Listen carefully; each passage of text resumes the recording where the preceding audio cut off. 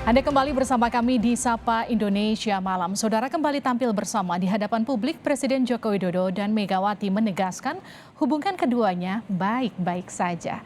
Namun di saat yang sama, Sekjen PDI Perjuangan Hasto Kristianto menyebut Megawati Soekarno Putri telah memberi arahan pada Ganjar Pranowo soal Capres 2024. Salah satu isi arahannya adalah seluruh kader diminta taat aturan.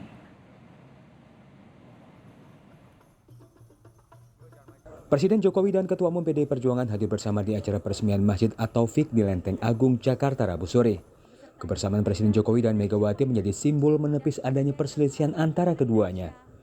Bahkan saat tanya jawab bersama awak media, Megawati menilai ada yang menggoreng-goreng soal keretakan akibat isu Capres 2024. Sejurus dengan Megawati, Jokowi menyatakan Megawati sudah seperti ibunya sendiri.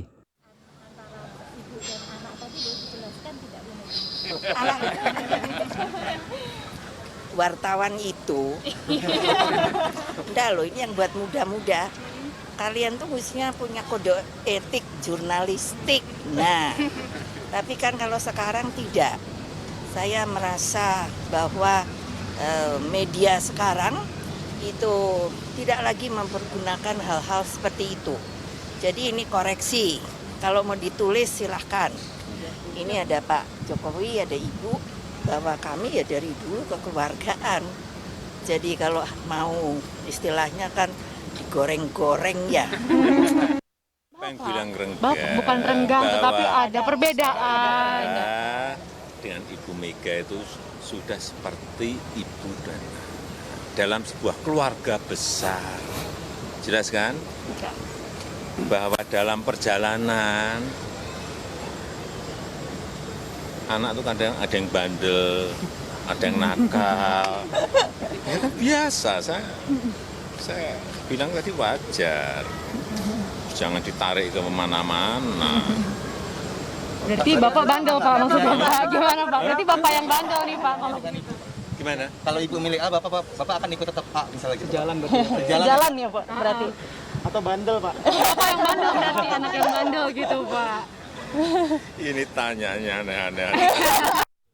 Di sisi lain, PDIP hingga saat ini masih belum memberi kepastian akan capres yang akan diusung di Pilpres 2024. Namun demikian, Sekjen PDI Perjuangan Hasto Kristianto mengungkap Megawati sudah memberi arahan pada Ganjar Pranowo.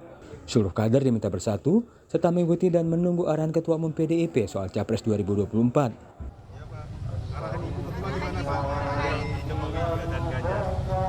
Ya arahannya kita ini kan satu keluarga besar ya, menyatukan diri dalam organisasi PDI Perjuangan dengan sejarah yang begitu panjang, dengan cita-cita besar untuk Indonesia Raya. Nah sehingga semuanya berdisiplin dan terkait dengan Pilpres 2024, mekanisme yang sudah berjalan itu sudah diterapkan dengan baik dan lahirlah Pak Jokowi pada tahun 2014, lahirlah banyak pemimpin-pemimpin bangsa dan pemimpin daerah. Pengamat politik Karim Suryadi menilai mencuatnya isu keretakan keduanya sulit dipisahkan oleh munculnya dukungan terhadap Ganjar Pranowo dan Puan Maharani di kalangan internal PDIP.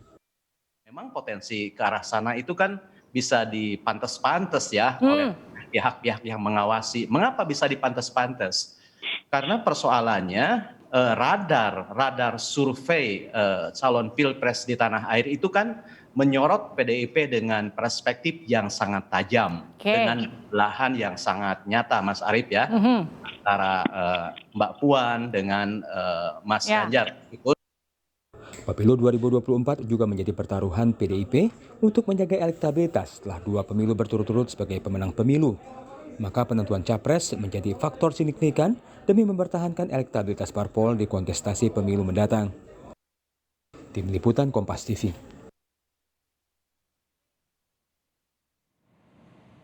Saudara, selain soal bantahan keretakan Jokowi dengan Megawati, Ketua Umum PDI Perjuangan telah memberi arahan khusus pada Ganjar Pranowo terkait dengan Capres 2024. Dalam survei yang dirilis sejumlah lembaga, elektabilitas Ganjar memang sejauh ini lebih unggul dibandingkan dengan Puan Maharani yang juga dijagokan oleh PDI Perjuangan.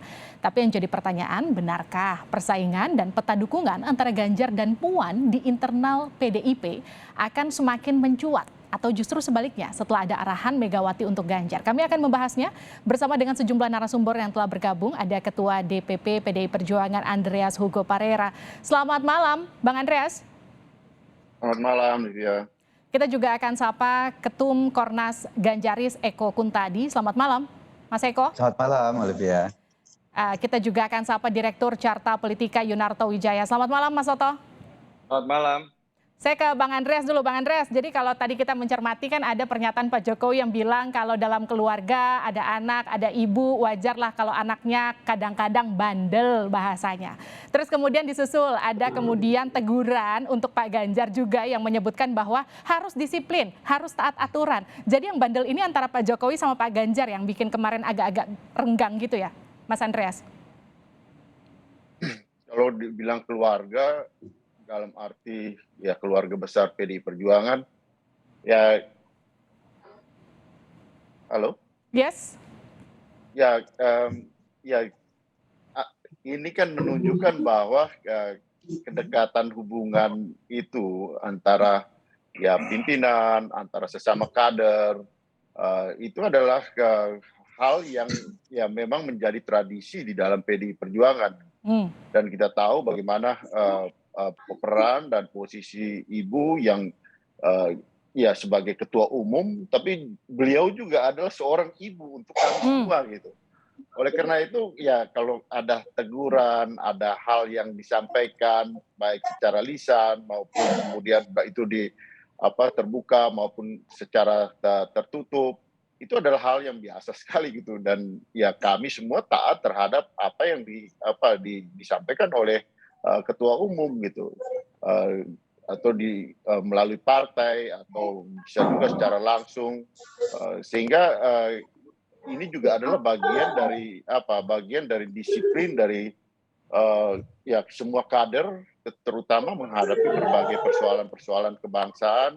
Ya sekarang kalau kita menghadapi menuju pada Pilpres, kita tahu bahwa ya sekarang ini ya sebagaimana diperintahkan oleh partai juga bahwa kita fokus dulu untuk bekerja mendukung pemerintahan ini sampai dengan selesai, dan soal urusan capres siapa capres itu adalah aturan di dalam partai, bahwa itu adalah ya hak prerogatif dari ketua umum, dan ya semua harus taat soal itu, dan semua juga tahu bahwa urusan untuk pencapresan itu adalah melalui partai politik. Setelah bahwa partai politik mencalonkan, baru ini adalah wilayah rakyat untuk memilih gitu. Sehingga mekanisme dan prosedur itu kan sebenarnya sudah tertata di dalam sistem demokrasi kita gitu. Jadi kalau Pak Jokowi bilang ojo ke susu, sebenarnya ya memang bukan sekarang waktunya gitu.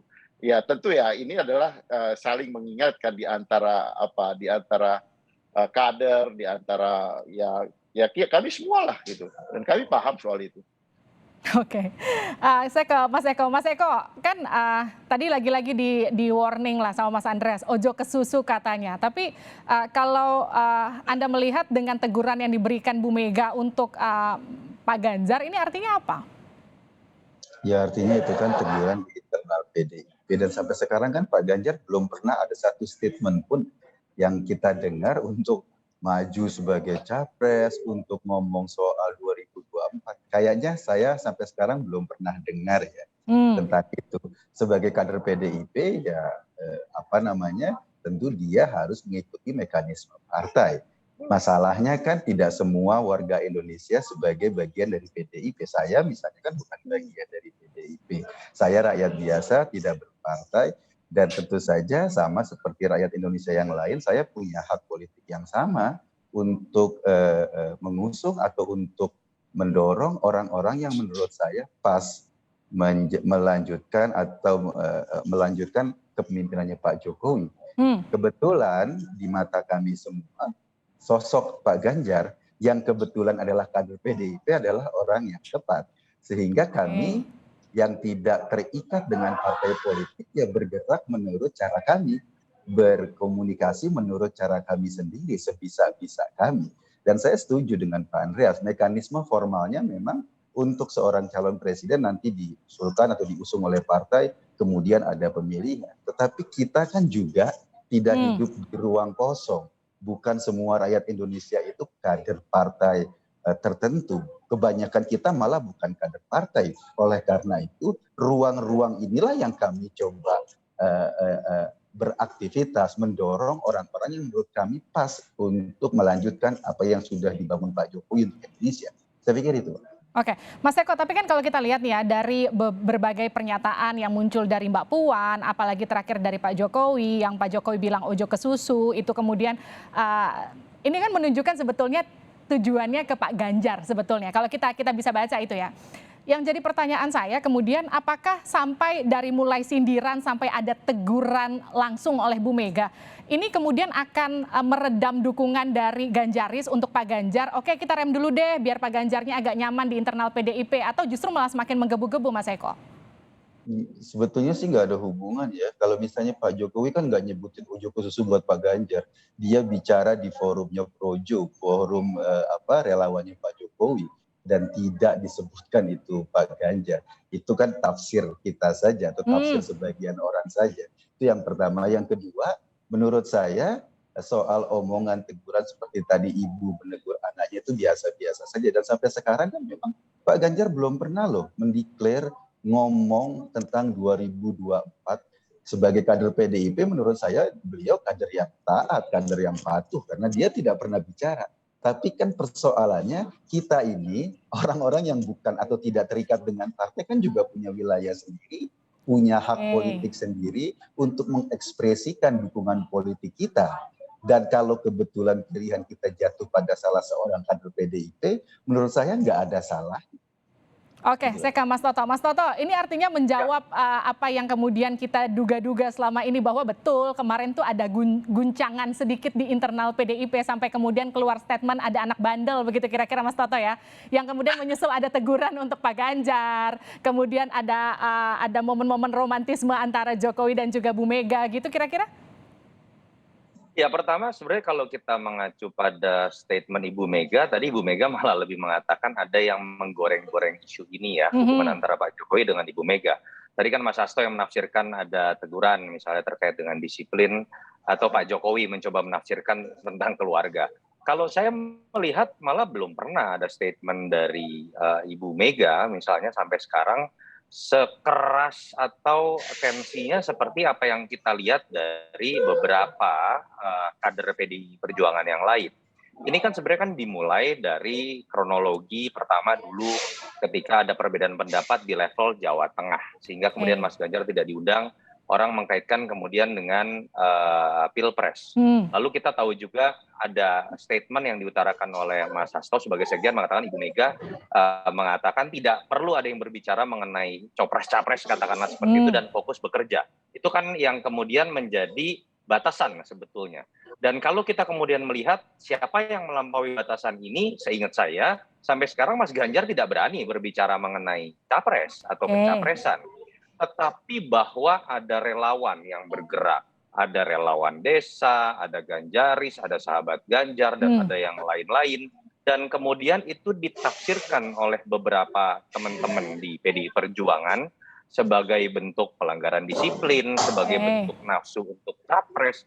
Itu yang menurut saya kemudian menyebabkan kesalahpahaman terjadi. Jadi saya malah melihat dengan segala hormat ada beberapa teman-teman PDI Perjuangan yang malah melampaui yang sebenarnya menjadi kewenangan dari ibu untuk menilai terkait dengan disiplin atau tidak disiplin, terkait dengan pencapresan gitu. Kalau coba misalnya kita lihat ada kalimat, datang ngapain ada seorang gubernur datang ke Papua, lalu diteriaki presiden, langsung dijudge itu sebagai sebuah upaya by design, lalu dijudge itu sebagai upaya melampaui wilayahnya loh. Seorang gubernur ketika datang dalam acara PON, semua gubernur juga datang gitu. Saya agak bingung melihat hal seperti itu. Dan apakah ada bukti bahwa itu merupakan bentuk by design. Lalu kemudian ada kader lain yang mencoba mengkaitkan dengan ini gubernur pencitraan, ketua DPR lebih teruji. Saya melihat malah orang-orang inilah yang memancing isu capres-capres yang sudah dilarang ibu itu kemudian terangkat kembali. Jadi itu yang menurut saya malah harusnya disepakati kembali apa sih batasan di internal PDIP untuk berbicara mengenai pencapresan, termasuk tafsir-tafsir yang malah kemudian itu memancing partai seakan-akan terlibat dalam sebuah faksionalisasi terkait dengan Pilpres. Oke, Mas Andreas, jadi batasannya tuh sejauh mana? Karena kalau mungkin mewakili orang yang mungkin berpikir, kok ya salahnya Pak Ganjar tuh di mana? Karena kalau jadi Pak Ganjar saya deklarasi enggak, yang deklarasi orang lain kok jadi kelihatannya kok saya yang salah. Ya, tidak ada yang salah sih, tapi bahwa apa yang terjadi di dalam dinamika ini kan kita tahu ada awal dan ada prosesnya kan. Nah, saya kira dalam hal ini partai selalu adil kok. Artinya melihat berbagai persoalan-persoalan, terutama tujuannya adalah kita harus menjaga situasi ini. Dan kami semua tahu gitu. Dan ya teman-teman Mas Toto dan Mas Eko dan juga tahu bahwa di PDI Perjuangan itu kan keputusan itu ada di tangan di wilayah ketua umum gitu. Dan mari kita sama-sama memberikan kesempatan di dalam situasi yang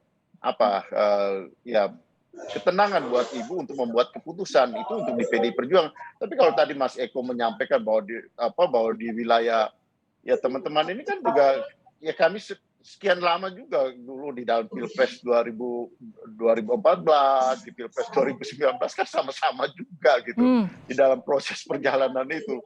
Ya kita udah mengerti lah, saling tahu lah soal-soal seperti ini. Jadi sebenarnya tidak ada yang perlu dipertentangkan soal ini gitu.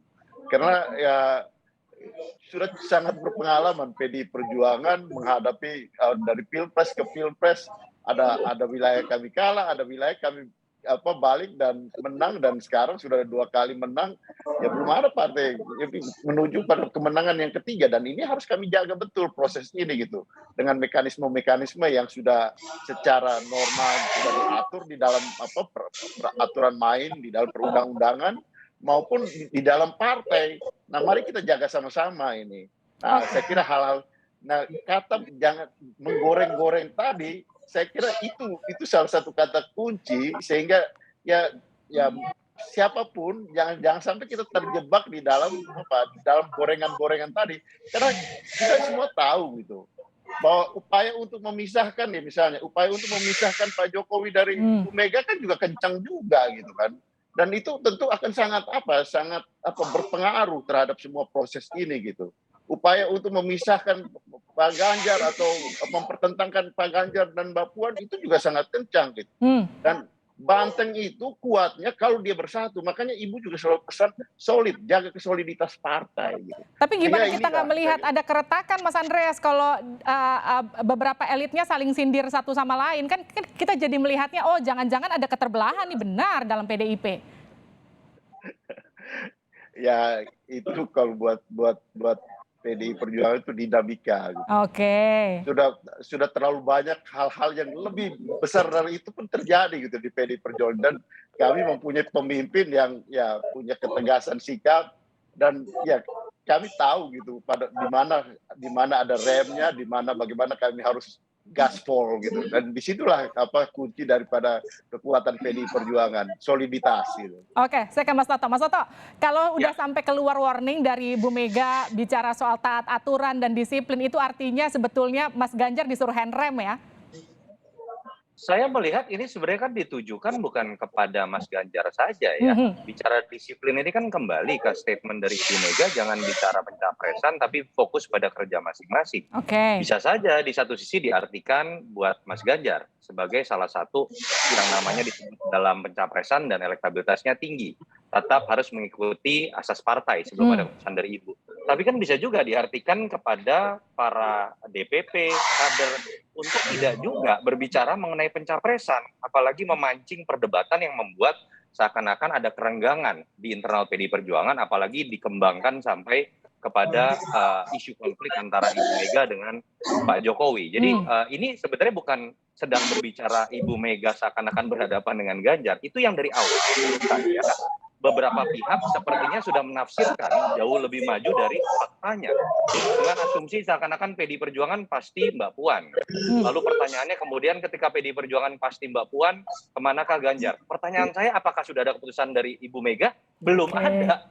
Ini kan asumsi yang memang tapi buat jadi otokritik buat sebagian teman-teman PDIP, asumsi itu dipenuhi oleh suara-suara keras yang muncul dari teman-teman PDI Perjuangan sendiri yang tidak ada angin, tidak ada hujan, kemudian berbicara mengenai Ganjar, kemudian langsung membandingkan mengenai Mbak Puan ataupun Mas Ganjar. Itu sesuai dengan yang tadi Bang Andre sebutkan, seperti ada pihak-pihak yang berusaha untuk memisahkan Ibu Mega dengan Pak Jokowi, berusaha memisahkan Mbak Puan dengan Mas Ganjar. Padahal statement dari Mbak Puan juga tidak pernah ada yang belak-belakan mengatakan bahwa dia misalnya berlawanan dengan Ganjar, apalagi Ibu Mega berlawanan dengan Pak Jokowi. Tapi yang saya ingin katakan adalah jangan kemudian hanya dilihat ada pihak luar yang mencoba kemudian memisahkan pihak-pihak yang ada di kekuasaan PDIP, entah Ibu Mega dengan Pak Jokowi atau Mas Ganjar dengan Mbak Puan sebagai baca pres misalnya, tapi juga otokritik. Apakah di internal ada cara-cara berkomunikasi,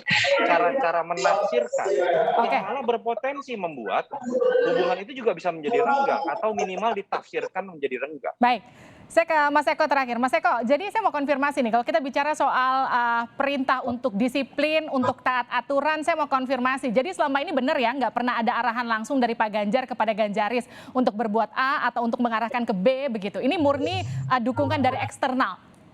Enggak, dan dulu saya dukung Pak Jokowi, juga pernah ada arahan dari Pak Jokowi. Dulu kita ada ribuan bahkan jutaan relawan yang nggak pernah berkomunikasi, ketemu, bahkan berinteraksi. Kita bergerak saja bahwa ini adalah berkah kebebasan politik kita, berkah demokrasi kita, sehingga publik bisa bergerak mengekspresikan aspirasi politiknya. Dan ini tentu saja nanti ada jalur-jalur formal seperti partai yang mendukung, itu kita serahkan pada mekanisme partai. Tapi bahwa ada mekanisme dalam masyarakat, ada aspirasi dalam masyarakat, itu juga jangan diartikan bahwa ini kemudian tidak dibaca dalam konteks logika formal politik. Beda, ini mekanisme masyarakat biasa, kita saling mendukung, saling support, dan sebisa-bisa kita dengan kemampuan kita sendiri. Dan fenomena kerelawanan ini kan sudah terjadi beberapa tahun yang lalu ketika 2014 Pak Jokowi menang, peran relawan juga tidak sedikit dalam konteks itu. Dan ini bagi kami atau bagi teman-teman kami adalah berkah demokrasi yang kita nikmati. Pak Andreas terakhir deh, ini berkah demokrasi artinya kalau saya bilang mewakili Mas Eko, iya dukungan masyarakat nggak bisa dong dihambat, gitu ya kali kira-kira ya?